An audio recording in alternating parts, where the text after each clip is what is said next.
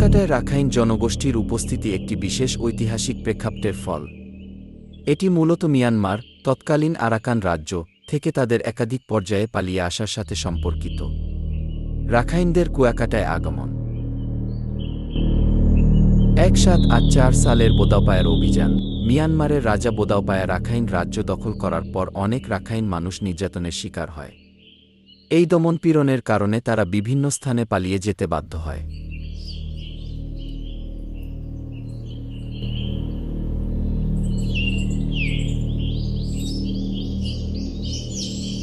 অনেক রাখাইন বঙ্গোপসাগরের সমুদ্রপথ ধরে তৎকালীন ব্রিটিশ শাসিত বাংলার উপকূলীয় অঞ্চলে, বিশেষ করে কুয়াকাটা ও আশপাশের এলাকায় আশ্রয় নেয়। তারা এখানে বন পরিষ্কার করে বসতি স্থাপন শুরু করে এবং কুয়াকাটার জমি চাষের উপযোগী করে তোলে।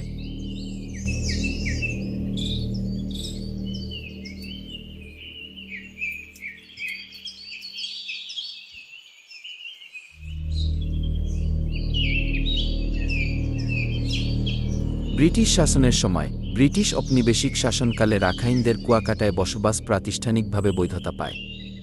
ব্রিটিশ শাসকরা রাখাইনদের শান্তিপূর্ণ ও পরিশ্রমী জনগোষ্ঠী হিসেবে গ্রহণ করে এবং তাদের চাষাবাদ ও ব্যবসার জন্য জমি বরাদ্দ দেয়।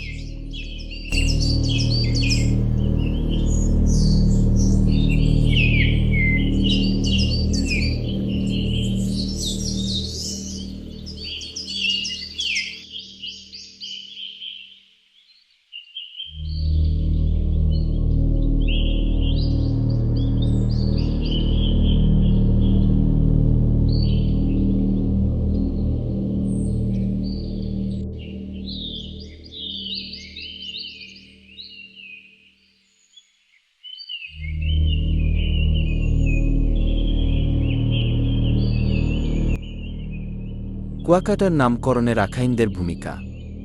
ধারণা করা হয় কুয়াকাটাখি নামটি রাখাইনদের দেওয়া। রাখাইন ভাষায় কি কুয়াখি মানে কূপ। তারা মিষ্টি পানির কূপ খনন করে জীবনধারণ করত। তাই এলাকাটি কুয়াকাটা নামে পরিচিত হয়।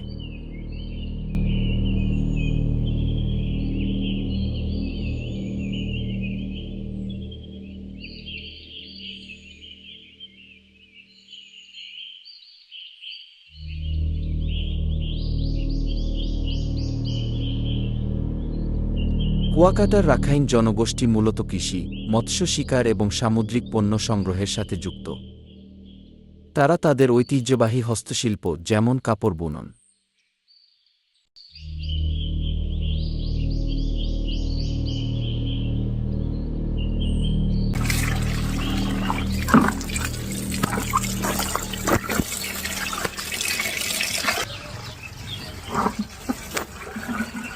রাখাইনরা তাদের ঐতিহ্যবাহী পোশাক, খাবার এবং উৎসব পালন করে থাকে। কুয়াকাটায় তাদের প্রধান উৎসব হল বৌদ্ধ পূর্ণিমা এবং রাখাইন নতুন বছর, সংক্রান উৎসব।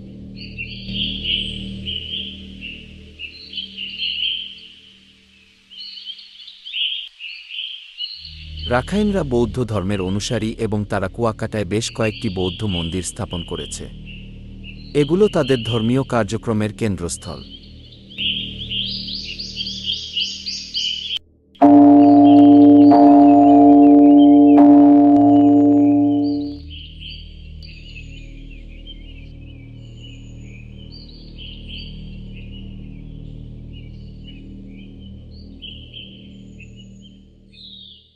A film bay, mental